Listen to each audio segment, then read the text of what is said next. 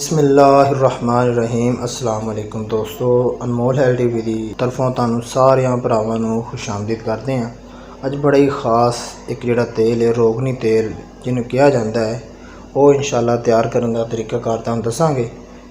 इस रोगनी तेल के जिहड़े फ़ायदे की होणगे जी, सब तो पहला जी जिहड़ी उज़वे खास की मोटाई है वो अंदर बेपना इजाफा हो जाएगा, नाल दी नाल लंबाई के अंदर भी थोड़ा मोटा जिहड़ा इजाफा होएगा। ऐ नहीं मैं कह सकता कि जी बड़ा ज़्यादा इजाफा हो जाएगा, नहीं ये झूठ है।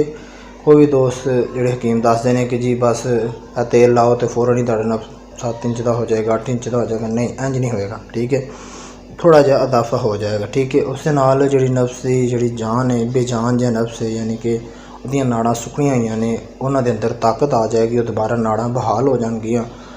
ते इस दे नाल जिहड़ी कुदरती जिहड़ी शक्ति भी उहदे अंदर आ जाएगी। ठीक है, ये सिर्फ 4 कतरे सिर्फ इस तेल के लगाने ने।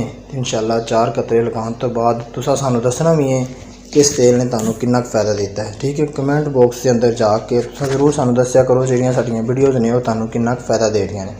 ठीक है, तो दोस्तों चलो वीडियो की तरफ जाने तो पहला तुहानू दोस्तों एक गुजारिश करांगा, जिहड़े भी साडे दोस्त भरा नवे ने उन्होंने हजे तक साडा चैनल सबसक्राइब नहीं किया तो उन्होंने अगे एक गुजारिश है कि साडे अनमोल हेल्थ टीवी चैनल जरूर सबसक्राइब करन। ठीक है, उहदे नाल ही बैल के बटन को जरूर क्लिक करन ताकि उन्होंने मजीद साडी आने वाली वीडियो की नोटिफिकेशन मिलदियां रहन। ठीक है, नाल दोस्तों अगर तुसां अपनी कोई मसला है या मसाइल है तुहानू तो साडा व्हाट्सएप जिहड़ा ग्रुप का लिंक है वो भी डिस्क्रिप्शन के अंदर तुहानू मिल जाएगा। उस नाल असा पर्सनल अपना नंबर भी डिस्क्रिप्शन के अंदर तुहानू दे देवांगे, उत्थे जाके तुसां व्हाट्सएप ग्रुप भी ज्वाइन कर सकते हो, नाल ही साडे नाल राबता भी कर सकते हो। अगर तुसां इस तेल नू अगर तुसां खुद तैयार कर सकते हो तो करो, अगर नहीं तुसां साडे कोलों पार्सल मंगाना चाहते हो तो भी इंशाअल्लाह तुहानू मिल जाएगा। ठीक है, ये बहुत ही थोड़े जे अज़ा ने, 4 तकरीबन 5 अज़ा ने, यानी कि अज़ा ने ये अंदर जिहड़े इस्तेमाल होणगे। अज़ा इस्तेमाल करने तो बाद जिहड़े तेल तुहाडा रोग नहीं तैयार हो जाएगा।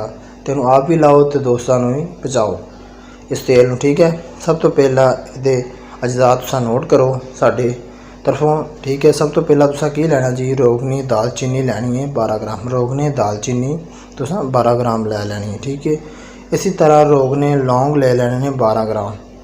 2 चीज़ां हो गई ने, नोट कर लो। पहले नंबर पर तुसां रोगने दालचीनी लैनी है, दूसरे नंबर पर रोगने लौंग लेना 12-12 ग्राम दोनों। ठीक है, इसी तरह रोगने मलंगी 24 ग्राम लैनी है। ठीक है, रोगने मलंगी 24 ग्राम लैनी है, तो कस्टर्ड आयल भी तुसां 24 ग्राम लेना है।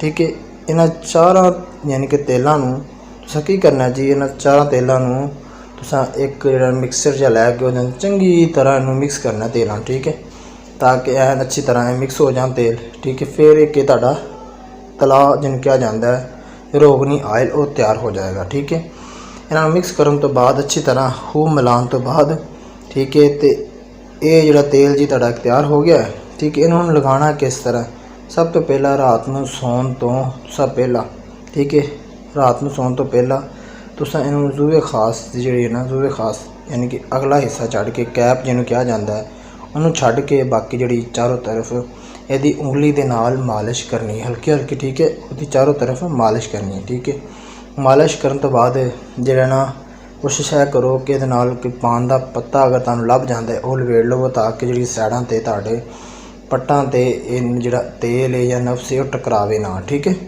इहनूं तुसां लवेट के ते इहनूं कम से कम तुसां 4-5 दिन इस्तेमाल करो। इंशाअल्लाह तुहानूं महसूस भी होएगा कि वाकई तुहाडे नफ्स के अंदर जिहड़ा बेजान जिहा नफ्स है, मोटाई है, उसदे अंदर भी इजाफा हो रहा है, तो लंबाई के अंदर भी कुदरती थोड़ा मोटा इजाफा होएगा। ठीक है, ए हुण मेरी एक गल होर ना सुन लो, वो भरा जिहड़े जरियान, इहतलाम, ज़कात ते हिस्सर इंसाल के मरीज़ ने वो इसनूं हरगिज़ इस्तेमाल ना करन, फिर ना कहन जी साडे नाल और मजीद मसले वधे ने, तो वो सब तो पहला अपना भरा इलाज करान किसी अच्छे हकीम कोल जाके, फिर उस तो बादो जी जिहड़ा तेल इस्तेमाल करन। ठीक है, तो उम्मीद करदा वां तुहानूं इंशाअल्लाह जिहड़ी साडी अज दी वीडियो बड़ी चंगी लगी होगी, पसंद भी आई होगी साडे भरावां नूं। तो जे दोस्तों भरावां पसंद आई है तो इस वीडियो में जरूर दूसरे भरावां तक पहुँचाया करो, ताकि ओड़े भरा जिहड़े इलाज करवा के थक चुके हैं वो भी ये वीडियोस देख के अपना इलाज खुद करने की कोशिश करन। तो अल्लाह पाक तुहानूं सारिआं नूं खुश रखे।